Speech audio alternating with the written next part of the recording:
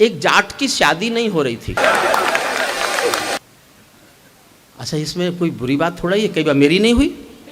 कई बार क्या, एक बार भी नहीं हुई? सच नहीं, एक बार भी नहीं, सचमुच नहीं हुई। एक तो मैं जाट, दूसरे में कवि हो गया। उन्होंने कहा कि वो तो सचमुच, मैं प्रोफेसर बन के गया मुजफ्फरनगर, पहले बार तो वहाँ जाटों का इलाका, पूरा मुजफ्फरनगर जाटों का है। तो जो आता था वो ये सोचता था कि ये अब तक शादी क्यों। मैं 23 साल की उम्र में प्रोफेसर हो गया था, तो तभी मुझे किसी ने याद दिलाया कि ये भोली कौम है। मैं उस पर एक बात बता रहा हूँ आपको, फिर कविताएं सुनाऊंगा। एक जाट की शादी नहीं हो रही थी, तो दोस्तों ने कहा भाई तो ऐसा कर, देवी की पूजा कर। जाट बोला अगर मैं देवी की पूजा करता तो मैं जाट होता, अग्रवाल नहीं होता, शर्मा नहीं होता। जाट नहीं करते देवी की पूजा। तो उससे अगली सलाह दे दी कि हनुमान जी की कर ले। जाट छुटते ही बोला उसकी तो खुद नहीं हुई थी। लेकिन उसे समझाया, जाट तो भोला भाला, बहुत भोला। कितना भोला, मैं आप सबूत सुनना चाहो तो सबूत दे सकता हूं। जब चौधरी चरण सिंह हिंदुस्तान के प्रधानमंत्री बने तो हमारे मेरठ के, मुजफ्फरनगर के जाटों ने दिल्ली में कनॉट प्लेस में गुड़ बांटा। गुड़ बांटते फिरे चौधरी के, लाली मुंह मीठा करो, लाला मुंह मीठा करो। लोगों ने पूछा जी क्या हो गया? बोले घनी बड़ी बात हो गई, मुंह मीठा करो। बोले जी हुआ क्या? होना के था, घनी बड़ी बात हो गई, आज हमारा चौधरी चरण सिंह इंदिरा गांधी हो गया। तो भोली कौन, भोलापन, भोलेपन में ऐसे ही बोलते हैं। हनुमान जी की पूजा करने के लिए पंडित जी ने समझाया तो मान गया, लेकिन इस शर्त पे माना कि पंडित जी आप साथ चलोगे पूजा कराने। पंडित जी को दक्षिणा चाहिए थी, मिल गई। वो पूजा कराने साथ गए, मंदिर पहुंचे हनुमान जी के। पंडित जी, अच्छा जाट गया उस दिन, जिस दिन उसने अपने खेतों में हल जोता, बैलों को साथ लिया। पंडित जी से बोला पंडित जी आज टाइम है, चलो मेरे साथ पूजा करा दो। बैलों को लेके पंडित जी पहुंच गए जाट को हनुमान जी के मंदिर में। पूजा जैसे जैसे पंडित जी कहे उन्होंने की, अंत में बोले घंटी बजा। बोले बैलों की रस्सी आप पकड़ लो। अब बैलों की रस्सी लेके घंटी कैसे बजाएं चौधरी साहब? बैलों की रस्सी पकड़ा दी पंडित जी को, उसने घंटी बजा दी। घंटी बजते ही बैल बिदक गए। बैल बिदक कर भागे तो बैलों की रस्सी का फंदा पंडित जी के हाथ में फंस गया। अब आनंद लेना, पूरा सदन ठहाके लगाना। ये अरे साहब मेरी तो हुई नहीं तो मुझे क्यों पहना रहे हो? इसी चक्कर में कि यही सही। आनंद लेना साहब, आपको लगे जोरदार ठहाका आपके भीतर से आनंद प्रकट होता है तो पूरा सदन आनंद ले। मैं इनको इसलिए बता रहा हूं ये कि जो ये प्रभाव डाल गए बहुत अच्छा अच्छा पढ़ के, मैं इस प्रभाव को नष्ट करना चाहता हूं। इतना जम रहे अमित भाई, मनवीर भाई, ये भाई, मोनिका जी, जब इनको मालूम था कि हरिओम पवार आया है, इनको जमने की क्या जरूरत थी? बैलों की रस्सी पंडित जी के हाथ में फंस गई, घंटी बजाई तो बैल बिदक गए। बैल बिदक कर भागे तो पंडित जी फंसे हुए थे, हाथ में रस्सी बंधी हुई थी, पीछे पीछे पंडित जी भी भागे। अब आगे दृश्य ये है, दृश्य का आनंद लेना। आगे बैल भाग रहे हैं, पीछे पंडित जी भाग रहे हैं, उसके पीछे जाट भाग रहा है। रास्ते में देवी का मंदिर था। देवी को विनोद सूझ गया। देवी बोली पंडित जी कहाँ भागे जा रहे हो सुबह सुबह? पंडित जी बोले देवी आज तक तूने बनियों का, ब्राह्मणों का ब्याह कराया होगा, जब किसी जाट का कराएगी ना तो पता चलेगा कितना भागना पड़ता है। बहुत अच्छे, बहुत अच्छे। ये मेरा कविता पाठ नहीं था, मैं ये देख रहा था कि मैं 11 महीने बाद बोल सकता हूँ कि नहीं बोल। एक आसान कविता सुनिए। देखिए मैं कुछ सुनाने आया हूँ और सचमुच मुफद्दलाल जी और मनवीर आपसे माफ़ी चाहता हूँ। मुझे पता होता कि आप ऐसे पवित्र कार्यक्रम में ले जा रहे हैं तो मैं आपसे कम से कम वो शर्तें तो नहीं लगाता जो गलती से मेरे से लग जाती हैं। मैं भी गीत सुना सकता हूँ शबनम के अभिनंदन के, जुड़ना मुझसे एक साथ। मैं भी गीत सुना सकता हूँ शबनम के अभिनंदन के, मैं भी ताज पहन सकता हूँ नंदनवन के चंदन के, लेकिन जब तक पगडंडी से संसद तक कोलाहल है, तब तक केवल गीत लिखूंगा जनगण मन के क्रंदन के, तब तक केवल गीत लिखूंगा क्रंदन के। जब पंछी के पंखों पर हों पहरे बम के गोली के, जब पिंजरे में कैद पड़े हों सुर कोयल की बोली के, जब धरती के दामन पर हो दाग लहू की होली के, कोई कैसे गीत सुना दे बिंदिया कुमकुम रोली के, कोई कैसे गीत सुना दे बिंदिया कुमकुम रोली के। मैं झोंपड़ियों का चारण हूँ आंसू गाने आ। मैं भी किसान का बेटा हूँ, मैं किसान नहीं हूँ, मैं किसान का बेटा हूँ। किसान किसान के आंसू, आंसू की वेदना, वेदना की त्रासदी, त्रासदी की विसंगति गाता रहा हूँ पिछले 45 सालों से, 45 सालों से। और मैं किसान का बेटा हूँ, जानते हो क्यों बता रहा हूँ? मैं जिस भी दिन कविता सुनाता हूँ मैं रोज बताता हूँ मैं किसान का बेटा हूँ, बताता हूँ मैं रोज कि मैं किसान का बेटा हूँ। जानते हो क्यों? मैं एक बार लाल किले में कविताएं सुना रहा था, चौधरी देवीलाल सामने बैठे थे, उन्होंने मेरी कविताएं सुनी और कविताएं सुनकर मंच पर आए और आकर बोले अगला प्रधानमंत्री किसान का बेटा होना चाहिए। मैं उसी दिन से बताता फिर रहा हूँ कि मैं किसान का बेटा हूँ। अच्छे, बस मैंने चाय नहीं बेची, ये मुझे पता नहीं था कि पहले उनका नंबर लगता है। सुनिए मन से सुनिए। मैं झोपड़ियों का चारण हूँ आंसू गाने आया हूँ, घायल भारत माता की तस्वीर दिखाने ला। एक एक दृश्य देखना, क्या ये देश। भगवती चेयरमैन साहब आपको बताता हूँ, कहाँ बनेंगे मंदिर मस्जिद, कहाँ बनेगी राजधानी। जिस मुल्क में 3 लाख लोग एक साल में भूख से मर जाएं, वो मुल्क मंदिर मस्जिद की लड़ाई लड़ता है। कहाँ बनेंगे मंदिर मस्जिद, कहाँ बनेगी राजधानी। मंडल और कमंडल पी गए सबकी आंखों का पानी। प्यार सिखाने वाले बस्ते मजहब के स्कूल गए, इस दुर्घटना में हम अपना देश बनाना भूल गए। कहीं बमों की गर्म हवा है और कहीं त्रिशूल जले, सौंचरैया सूली टंग गई पंछी गाना भूल चले। आंख खुली तो पूरा भारत नाखूनों से त्रस्त मिला, जिसको जिम्मेदारी दी वो घर भरने में व्यस्त मिला, जिसको जिम्मेदारी दी वो घर भरने में व्यस्त मिला। क्या ये ही सपना देखा था भगत सिंह की फांसी ने, जागो राजघाट के गांधी तुम्हें जगाने आया हूँ, घायल भारत माता की तस्वीर दिखा। 6 लाइन और पढ़ता हूँ। छठी पंक्ति आपके दिल में तीर की तरह चुभ जाए तो तालियां उठाना। छठी पंक्ति, एक लाइन गाने के लिए मैंने 5 लाइन जोड़ी हैं। अंधकार, हरिओम पमार कवि का नाम नहीं है, एक आग का नाम है हरिओम पमार। उस आग का नाम हरिओम पमार है जिसको छूओगे तो जलोगे भी तुम, और छू नहीं सके तो छूने के लिए तरसोगे भी तुम। छठी पंक्ति दिलों में तीर की तरह चुभे तो आपकी तालियां आसमान तक उठना चाहिए। मैं अपने छोटे भाइयों के, उनके ओज की कविताओं के लिए, मनवीर हों चाहे अमित हों, उनको बहुत प्यार से समर्पित करता हूँ। अंधकारों में समा गए जो तूफानों के बीच जले, अंधकारों में समा गए जो तूफानों के बीच जले, मंजिल उनको मिली कभी जो 4 कदम भी नहीं चले। क्रांति कथानक कौन पड़े हैं गुमनामी की बाहों में, गुंडे तस्कर तने खड़े हैं राजमहल की राहों में।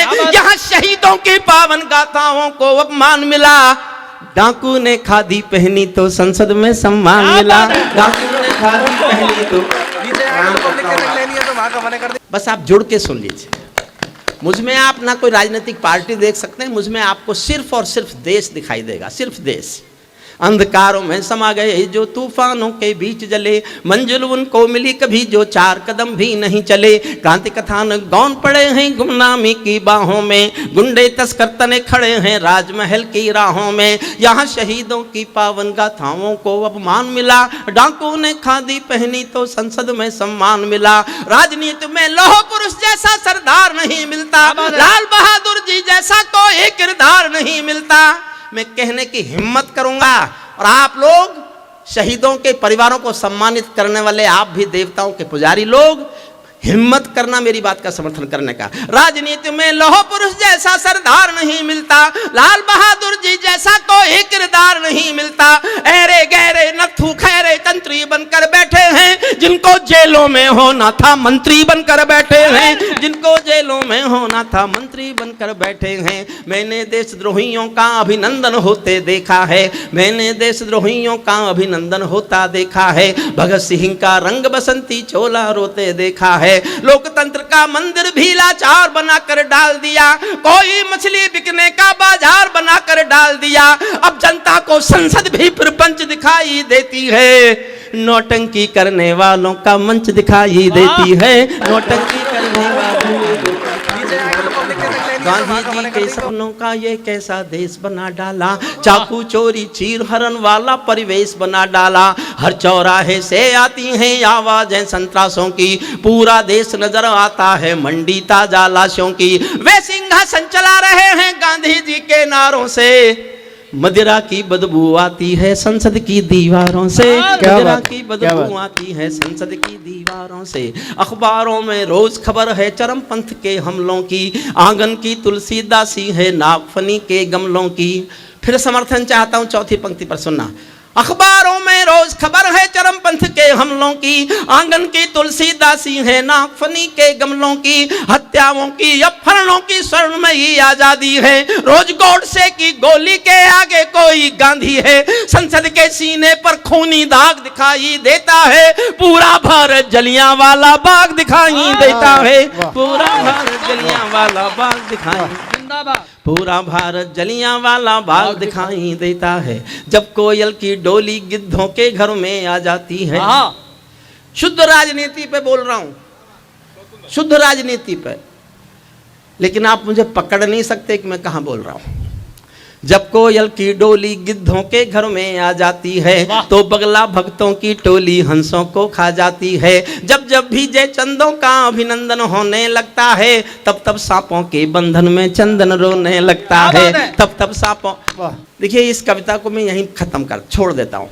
मैंने केवल आपको तैयार किया है एक बहुत जरूरी कविता सुनाने के लिए। मुझे मनवीर ने भी कहा, और संचालक का कहना मान लेना चाहिए, क्योंकि संचालक कब सम्मेलन का सुहाग होता है, इसे उजाड़ना नहीं चाहिए। नहीं, अगर सुहाग ऐसा ही होता है तो उजाड़ने में भी क्या बुराई है। बहुत अच्छे। मुरसानी जी, मनवीर जी, अमित जी, मोनिका जी, आप भी मेरी कविता पर ताली बजाओ। मैंने तुम्हारी उन कविताओं पर बहुत ताली बजाई जो मेरी समझ में नहीं आई। एक बात बताओ, जब इतना ही जी लगाना तो अब क्यों लगा रहे हो, उस समय टाइम पे लगा लेते। अच्छा, ये कहते हैं बड़ा दुख होता होगा तुम्हें कुंवारे रहने का, मगर बिल्कुल नहीं है। आगने वाली परंपरा में चाहे प्रधानमंत्री बने चाहे मुख्यमंत्री बने, बनेगा कुंवारा ही। तो मैं तो दिल्ली की ओर मुँह करके सोता हूँ, मुझे क्या कष्ट। आने वाली परंपरा आपको जानते हैं, बंगाल का मुख्यमंत्री मेरे जैसी, यूपी का मुख्यमंत्री मेरे जैसा, असम का मुख्यमंत्री मेरे जैसा, और हरियाणा का मुख्यमंत्री मेरे जैसा, उड़ीसा का मुख्यमंत्री मेरे जैसा, और भविष्य में तो तय हो जाएगा कि जो होगा वो ही होगा। सुनिए, एक कविता सुनाने का मन है, क्योंकि जिन शहीदों के परिवारों को आपने सम्मानित किया है, अभी मुझे याद आया कि उस कविता को मैं यहाँ नहीं पढ़ूंगा तो मेरा आज का कविता पाठ पूरा नहीं हो सकता। हमारे देश के एक बड़े क्रांतिकारी शहीद हुए चंद्रशेखर आज़ाद। उत्तर प्रदेश में एक ऐसी मुख्यमंत्री आई थी जिन्होंने चंद्रशेखर आज़ाद को पब्लिकली आतंकवादी कहा था। चंद्रशेखर आज़ाद के नाम के विद्यालय का पत्थर हटाकर किसी और के नाम का लगाया। एक पत्रकार ने शिकायत की तो घूम के गुस्से में बोली, कौन चंद्रशेखर आज़ाद, वो आतंकवादी। और इससे भी दुख की बात यह है कि जब उन्होंने ऐसा किया तब वो अपने बल पर मुख्यमंत्री नहीं थी, भारतीय जनता पार्टी के समर्थन से मुख्यमंत्री थी। मैंने भानु प्रताप शुक्ल का लेख पढ़ा तो मैंने सोचा 2-3 दिन में भाजपा वाले माफी मंगवाएंगे, लेकिन कोई बोला ही नहीं। मैं उन दिनों अटल जी अडवाणी जी से मिल लिया करता था, मेरे दोनों बहुत प्रिय श्रोता रहे। मैं शिकायत लेके उनके पास गया कि आपके समर्थन के मुख्यमंत्री हिंदुस्तान में चंद्रशेखर आज़ाद को आतंकवादी कहेगी। दोनों ने कोई जवाब नहीं दिया, दोनों चुप बैठे रहे। तो मैंने कहा, आपकी चुप्पी आपकी मजबूरी होगी, मेरी कोई मजबूरी नहीं है। मैं एक कविता लेकर जनता के बीच बोलने जा रहा हूँ। और मैं बोलने के लिए निकल गया, क्योंकि आज आपने शहीदों के परिवारों का सम्मान किया तो आपका वो मन, आपका वो एहसास। तो मैंने एक कविता लिखी, और केवल इसलिए लिखी कि मैं देश की राजनीति से अनुरोध करता हूँ, आप मत करो शहीदों का सम्मान, कम से कम उनका अपमान करने की हिम्मत मत करो, उनका अपमान मत करो। कविता सुनिए मन से। इसके बाद मैंने एक शहीदों पर कविता लिखी है जो मेरे जीवन की सबसे अच्छी कविता है। शहीद परिवारों के सम्मान में मैं उसको पढ़ूंगा, तब कब सम्मेलन समाप्त करेंगे। मन तो मेरा भी करता है झूमू नाचूं गाऊं मैं, आजादी की सौगातों पर सौ सौ गीत सुनाऊं मैं, लेकिन शबनम वाला वातावरण कहां से लाऊं मैं, मेघ मल्हारों वाला अंतःकरण कहां से लाऊं मैं दामन में दर्द तुम्हारे अपने लेकर बैठा हूं, आजादी के टूटे फूटे सपने लेकर बैठा हूं। दो पंक्तियां समझ कर दाद देना। मैं दामन में दर्द तुम्हारे अपने लेकर बैठा हूँ, आजादी के टूटे फूटे सपने लेकर बैठा हूँ। घाव जिन्होंने भारत माता को गहरे दे रखे हैं, उन लोगों को जैड़ सुरक्षा के पहरे दे रखे हैं, उन लोगों को जैड़ सुरक्षा के पहरे दे रखे हैं। जो भारत को बर्बादी की हद तक लाने वाले हैं, वे ही स्वर्ण जयंती का पैगाम सुनाने वाले हैं। यहाँ से कविता शुरू करता हूँ। आजादी लाने वालों का तिरस्कार तड़फाता है, आजादी लाने वालों का तिरस्कार तड़फाता है, बलिदानी पत्थर पर थूका बार बार तड़फाता है, इंकलाब की बलबेदी भी जिससे गौरव पाती है। आजादी में उस शेखर को भी गाली दी जाती है, आजादी में उस शेखर को भी गाली दी जाती है। मैं दिनकर की परंपरा का चारण हूँ, भूषण की शैली का अल्प उदाहरण हूँ, इसीलिए मैं दरबारों के गीत नहीं गा सकता हूँ। मैं पीड़ा की चीखों में संगीत नहीं ला सकता हूँ, मैं पीड़ा की चीखों में संगीत। ध्यान देना, मैं तो रोया था लिखते समय, आपको कैसा लगेगा मैं नहीं जानता। इससे बढ़कर और शर्म की बात नहीं हो सकती थी, इससे बढ़कर और शर्म की बात नहीं हो सकती थी, आजादी के परवानों पर घात नहीं हो सकती थी। कोई बलिदानी शेखर को आतंकी कह जाता है, पत्थर पर से नाम हटाकर कुर्सी पर रह जाता है। पत्थर पर सलूट करता हूँ सवाल, वाह वाह वाह। मेरे प्रणाम पहुंचे आप तक। ग्रामीण अंचल में महानगर से अच्छे पहली बार ये महसूस हुआ कि महानगरों में केवल धन कविता सुनता है और इन ग्रामीण अंचलों में मन कविता सुनता है। ये एहसास लेके जा रहा हूँ आपके पास। बहुत बहुत बहुत अनुभूति मेरी। मनवीर, तुझे छोटे भाई को बहुत बहुत साधुवाद कि मुझे जिद करके यहाँ ले आया, जिद करके ले आया। इससे बढ़कर और शर्म की बात नहीं हो सकती थी, आजादी के परवानों पर घात नहीं हो सकती थी। कोई बलिदानी शेखर को आतंकी कह जाता है, पत्थर पर से नाम हटाकर कुर्सी पर रह जाता है। गाली की भी कोई सीमा है, कोई मर्यादा है, ये घटना तो देशद्रोह की परिभाषा से ज्यादा है। मेरी आंखों में पानी है, सीने में चिंगारी है, राजनीति ने कुर्बानी के दिल पर ठोकर मारी है। सारे वतन पुरोधा चुप थे, कोई कहीं नहीं बोला, लेकिन कोई ये ना समझे कोई खून नहीं खौला। सुनकर बलिदानी बेटों का धीरज डोल गया होगा, मंगल पांडे फिर शोणित की भाषा बोल गया होगा। मंगल पांडे, वाह। कविता का सौंदर्य ये है, जब गाली मिली होगी चंद्रशेखर आजाद को, शहीदों की आत्मा ने सुनी होगी। उन शहीदों की आत्मा पर क्या गुजरी, ये कविता का सौंदर्य बोध है। आपका बहुत प्यार मांगता हूं सुनने। कोई सारे वतन पुरोधा चुप थे, कोई कहीं नहीं बोला, लेकिन कोई ये ना समझे कोई खून नहीं खौला। सुनकर बलिदानी बेटों का धीरज डोल गया होगा, मंगल पांडे फिर शोणित की भाषा बोल गया होगा। सुनकर हिंद महासागर की लहरें तड़प गई होंगी, शायद बिस्मिल की गजलों की बहरें तड़प गई होंगी। नील गगन में कोई पुच्छल तारा टूट गया होगा, अशफाकुल्लाह की आंखों में लावा फूट गया होगा, अशफाकुल्लाह की आंखों में लावा फूट गया होगा। भारत भू पर मरने वाला टोला भी रोया होगा, इंकलाब का रंग बसंती चोला भी रोया होगा। चुपके चुपके रोया होगा संगम तीरथ का पानी, आंसू आंसू रोई होगी धरती की चूनरधानी। एक समंदर रोई होगी भगत सिंह की कुर्बानी। क्या ये ही सुनने की खातिर फांसी झूले सेनानी, क्या ये ही सुनने की खातिर फांसी। और साहब जब बताई दिया कि मैं जाट कुल में पैदा हुआ हूं, तो जाटों को गुस्सा बहुत आता है बिना बात, क्योंकि वो दिमाग से नहीं दिल से काम लेते हैं। दुनिया में सारी बीमारी इसलिए है कि लोगों के दिलों में दिमाग आ गया।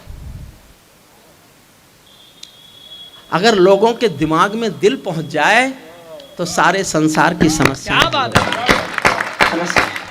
क्रोध मुझे भी आता है, मुझे भी आया था। इस घटना को सुनकर मुझे बहुत क्रोध आया था। मैं उस क्रोध को कैसे दिखा सका। अगर आपको लगे कि इस जाट कुल के किसी बेटे को ये क्रोध ऐसे ही दिखाना चाहिए था, तो मैं ऐसी तालियां सुनना चाहता हूं जो मुझे याद रहें। 11 महीने से तालियां नहीं सुनी हैं, मैं अगले 11 महीने तक आपकी तालियों की गूंज अपने कान में महसूस करता रहूं। इतना प्यार चाहता हूं, 4 लाइन सुनना।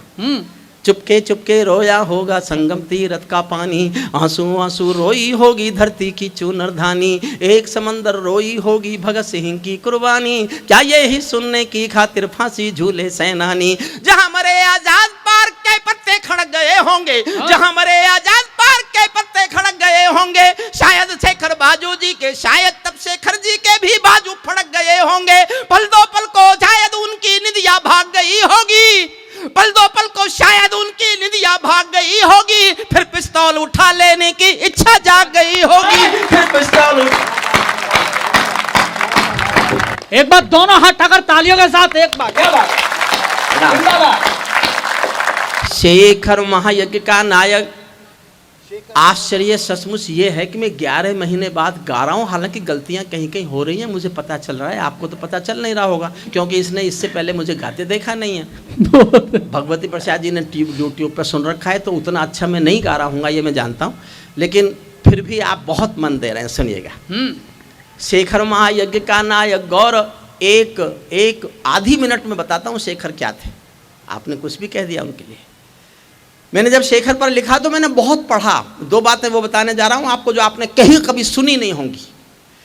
700 लोग अंग्रेजों ने इसलिए नौकरी पर रखे हुए थे कि वो चंद्रशेखर आज़ाद को पहचान लें। पहचानने के लिए 700 लोगों को नौकरी दे रखी थी अंग्रेजों ने। और एक बात आपको वो बताने जा रहा हूँ जो दुनिया के क्रांतिकारियों के इतिहास में केवल और केवल चंद्रशेखर आज़ाद के नाम से जुड़ी है। इकलौता बेटा था चंद्रशेखर आज़ाद। माता पिता रहते थे भावरा, एक जगह है झाबुआ जिले में मध्य प्रदेश में, वहाँ रहते थे। गरीब थे।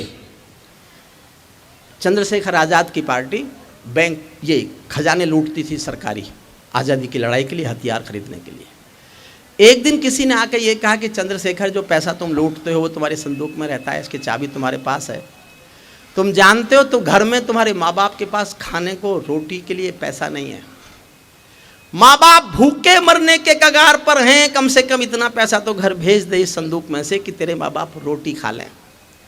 तो चंद्रशेखर आज़ाद एक पल को उनकी आंखें लाल हुईं और लाल आंखों से बोले कि माँ बाप क्या सिर्फ मेरे हैं और क्रांतिकारियों के नहीं है? इस संदूक में से तो एक पैसा दूंगा नहीं, लेकिन तुम मेरे माँ बाप को खाना नहीं खिला सको तो आके बताना, मैं किसी दिन आऊँगा रात के अंधेरे में और अपने माँ बाप के सीने में अपनी पिस्तौल की 2 गोली उतार के चलाऊंगा। उसको आतंकवादी बताएगी राजनीति, उसको तब सुनना। शेखर महायज्ञ का नायक गौरव भारत भूखा है, जिसका भारत की जनता से रिश्ता आज लहू का है, जिसके कारण त्याग अलौकिक माता के आंगन में था, इकलौता बेटा होकर भी आजादी के रण में था, जिसको खूनी मेहंदी से भी देह रचाना आता था, आजादी का योद्धा केवल चने चबेना खाता था। अब तो नेता पर्वत सड़कें शहरों को खा जाते हैं और पुलों के शिलान्यास में नहरों को खा जाते हैं। अब तो नेता पर्वत सड़कें शहरों को खा जाते हैं और पुलों के शिलान्यास में नहरों को खा जाते हैं। आजादी के कारण जो गोरों से बहुत लड़ी है जी, शेखर की पिस्तौल किसी तीरथ से बहुत बड़ी है जी, शेखर की पिस्तौल किसी। और कोई भाजपा के यहाँ हो तो बुरा भी माने तो माने, जब मैंने अटल जी को और अडवाणी जी को बुरा मनवा दिया तो आप क्या है। लेकिन मेरी ईमानदारी देखना, ईमानदारी जो भारत माता की जय के इनके समर्थन से थी, इसलिए मेरा इन पर गुस्सा ज़्यादा है क्योंकि ये राम का नाम ज़्यादा लेते हैं।